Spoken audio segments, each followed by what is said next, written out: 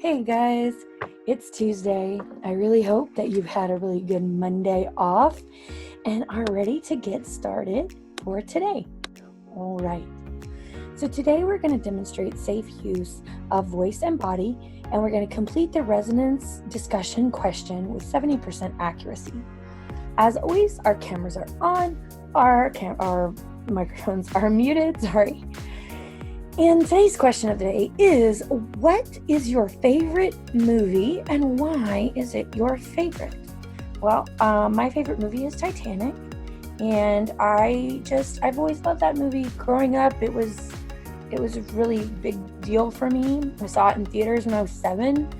It was a movie that was so long, they made us have an intermission in the middle of it. Of course, for you guys who saw it in game, that's like nothing because it was at least an hour longer than Titanic is, but in 1997 that was a big deal. So it was a big deal to me. I love that movie. I watch that movie all the time, and I still can tell you almost every word. So, all right. So today what we're going to do is we're going to start with the language movement warm-ups. Yes, and then we're going to do breakout scenes. We're going to do improv today. So it should be a lot of fun. And then for asynchronous work, you're going to read a good voice. You're going to watch a video and then answer the resonance discussion question. As always, please check your missing assignments and make sure that you're doing what you need to do. All right. So, for language movement warm-ups, we have its own page already ready to go. It has its own video here for you to watch. And it will explain all of that, because I know that's a lot of words and we don't like words. No, we don't. But there is a video that will walk you all the way through it. I'm going to give you a basic just taste right now in this video so that you, if you want more detail, this video on the screen will be the one you want to go see. And it is linked in the area in assignments right here, language movement warm-ups. So you will be able to find it with all your other stuff. So the things you need to know are BESS, B-E-S-S, stands for body, effort, shape, and space. The way that we move, the way that we do those things is going to directly equate to what emotions we're trying to show. There are 2 types. You've got the kinematic and the non-kinematic. Kinesthetic activities are the ones that you move. That's like PE type activities. So body and space are kinematic, effort and shape are non-kinematic. So that means body and space have to do with lots of movement, and then effort and shape are not movement-based. This is a very helpful graphic that shows you basically how all of these elements work together. So on this side of the graphic, it shows you the light, free, and flexible. So this would be like the video that we watched last week of the actress Emily preparing for Nora. Light, free, and flexible, floating. I'm light, I'm free, I'm flexible. And then on the other side, you have direct, bound. That would be very clear-cut activities. Bound, like something is stopping me from moving. Sustained is something that continues. So like if you've ever heard someone say a sustained long note in music, that would be a ah, and they just do it and do it and do it and do it and do it. That would be sustained.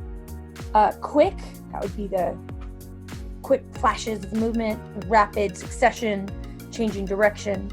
And then strong, that's the weight that we give things. When we played the presence game of how heavy or light it was when we gave them to each other.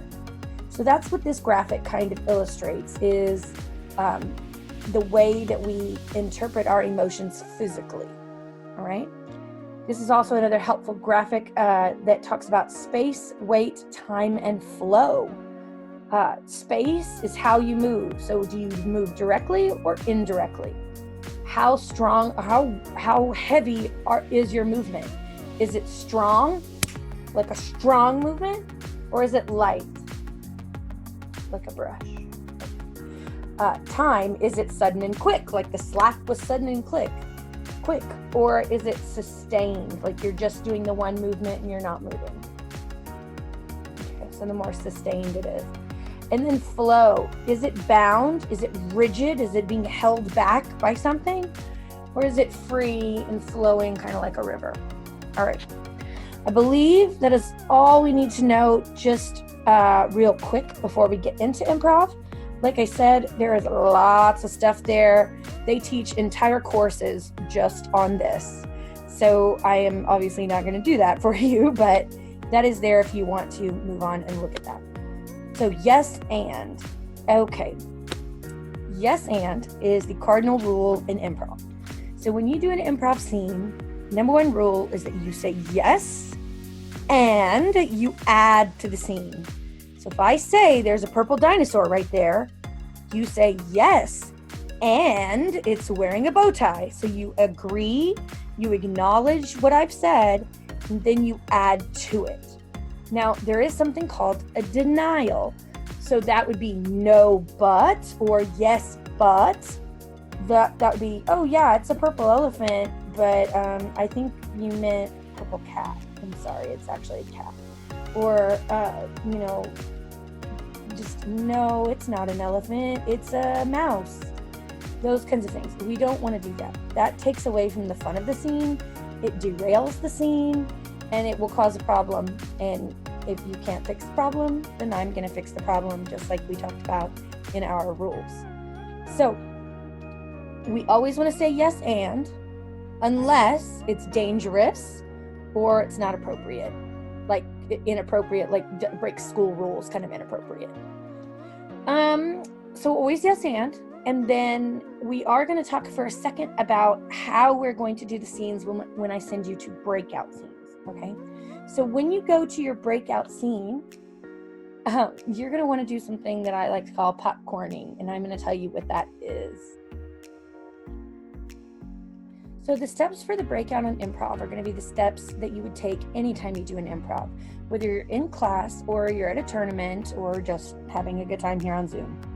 So the first thing you're going to do when you get to your breakout room is you're going to popcorn ideas.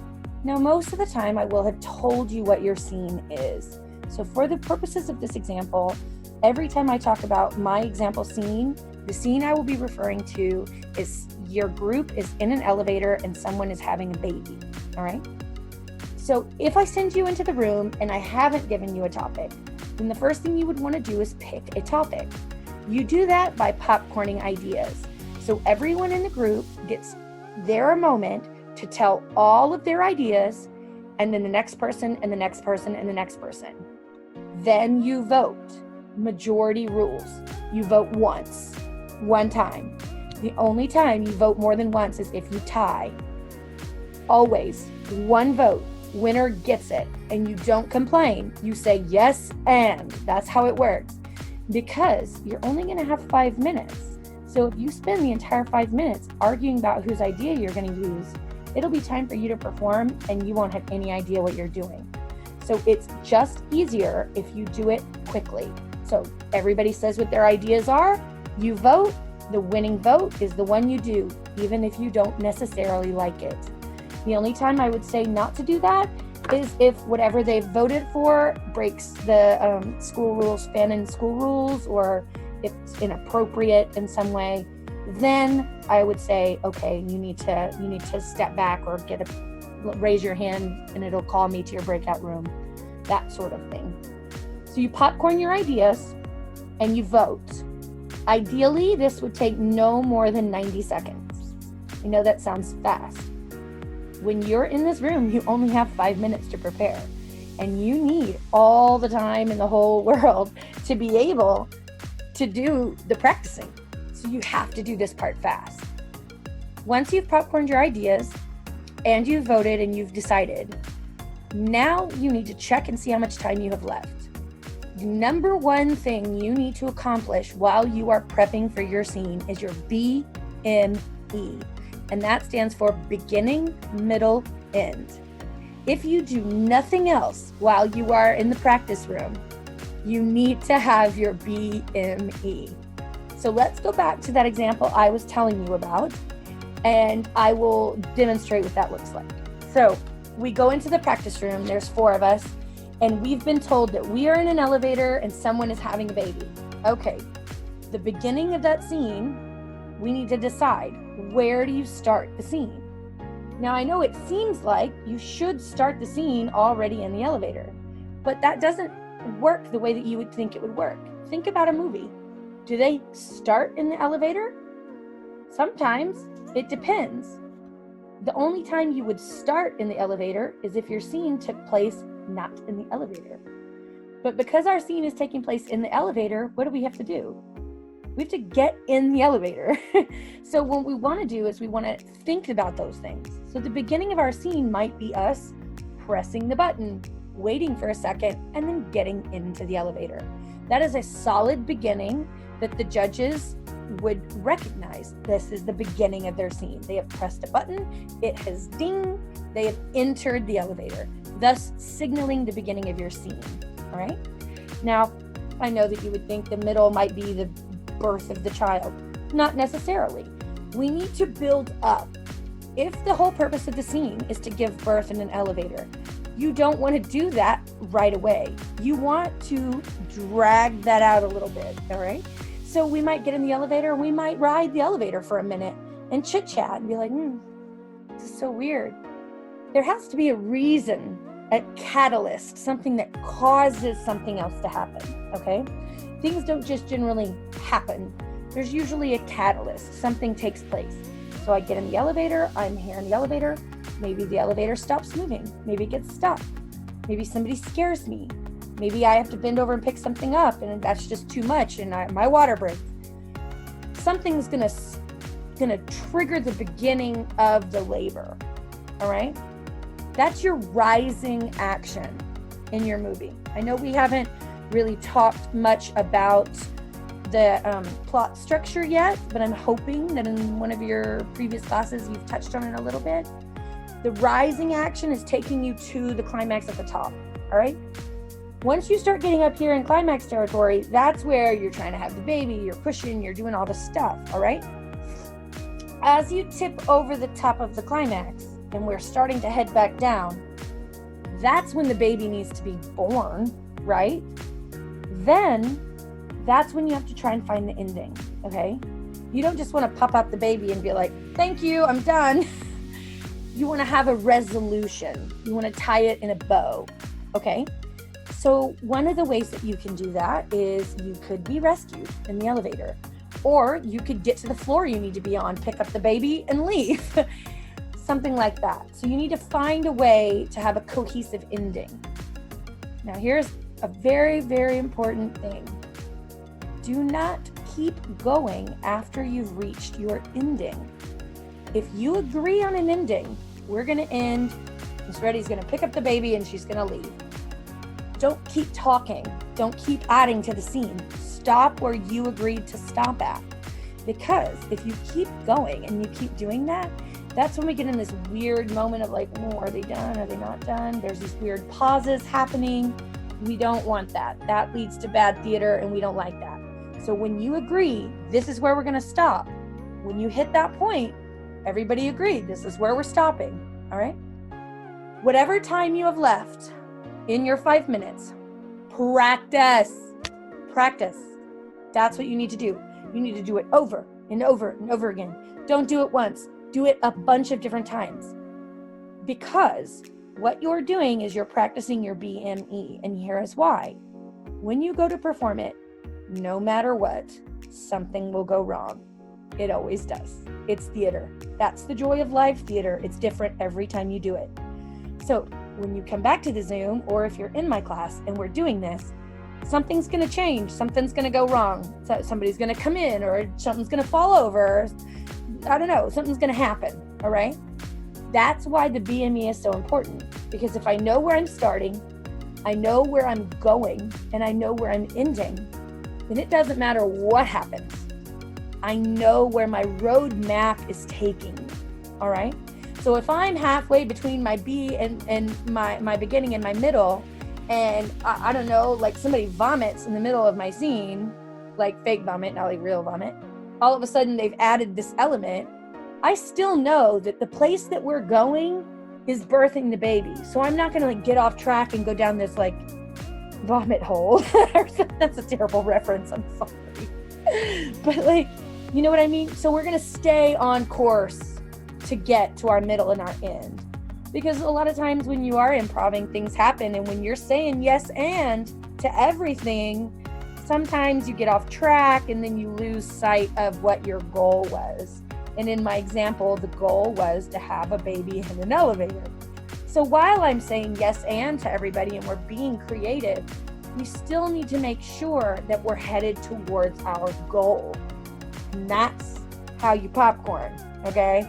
That's what that is. It can be really hard if you've never done it before. That's part of why we do the activities that we do on Improv Thursday. When we do our 5 things you find under a car. It's about being fluid with your creativity. If I say, give me 3 animals, go, I need you to be able to do it. I don't want you to go,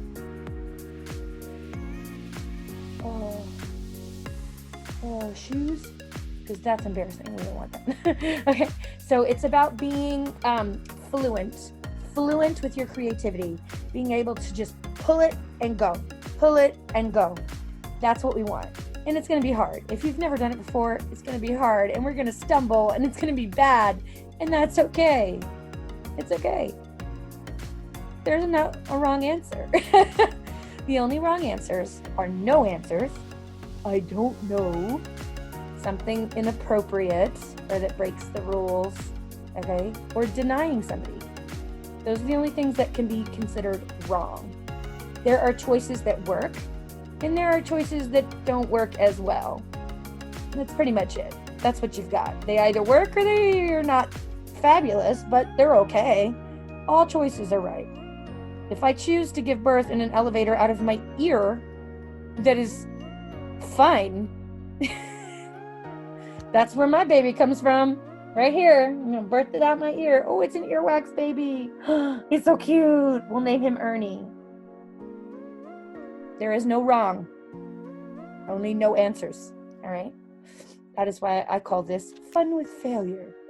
Because a lot of times when a scene goes wrong and somebody makes some insane choice, that's always when it's the best. So try not to worry about being right or wrong and focus on having fun, supporting each other's choices with the yes and, being there for each other, and praising the things that work. If they don't work, they don't work. Try again.